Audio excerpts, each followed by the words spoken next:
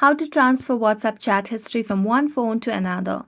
Hello everyone, welcome to this channel. I'm Emily and I'm here to help you out today. So without any delay, let's get started. So first of all, launch the WhatsApp application on your device and make sure that you're logged into your account. Then tap on the three dotted lines at the top right corner of the screen. So as you do that, tap on settings and then scroll down and tap on chats.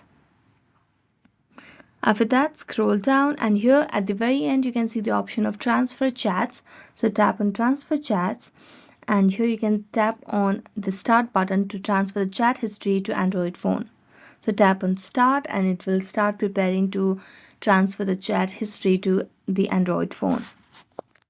So we just have to wait for a little while and it will be transferred.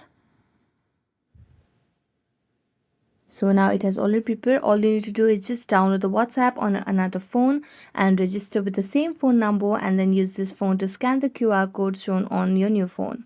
And as you scan, you'll be able to transfer the WhatsApp chat history from one phone to another. So thank you so much for watching this video. See you next time.